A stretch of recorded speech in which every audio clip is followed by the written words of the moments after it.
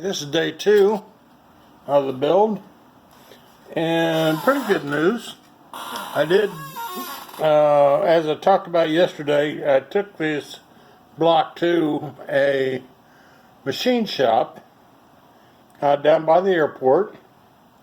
They looked at it, and that one spot, which is actually gone now, it was right there. And what it was epoxy, like JB Weld, and it just scraped off. Now I don't know if if there's a crack or not, but that's what I've got the penetrant, and that's going to magniflux it to see if we've got a crack. So basically, that's what I'm going to do now, and I got it all nice and clean, so I'm going to put on the penetrant.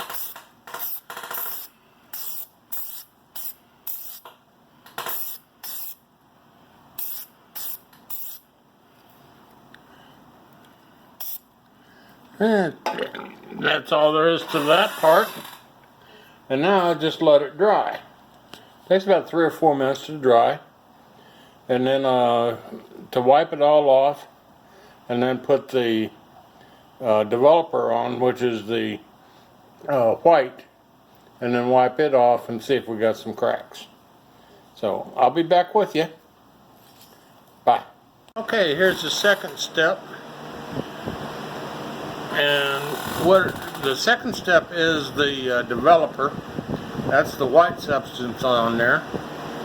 And leave that on for a couple minutes, wipe it off, and then if any cracks should show up, it draws out the red penetrant and will show up as a crack.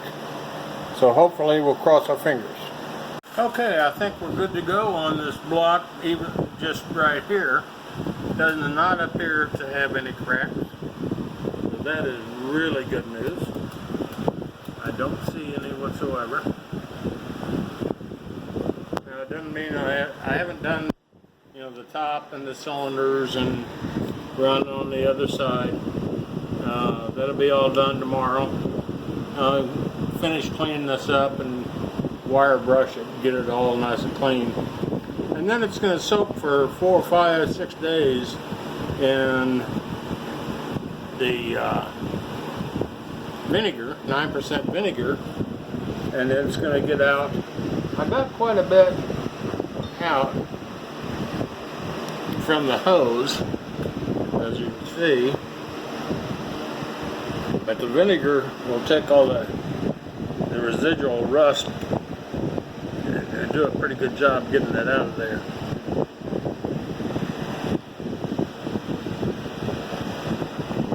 Which is worse, with or without the light. There we go. Oh, sorry about the video yesterday. I don't know how the audio got off track with the picture. I didn't notice until I saw it last night. I watched it on the TV, but I think you could understand most of it.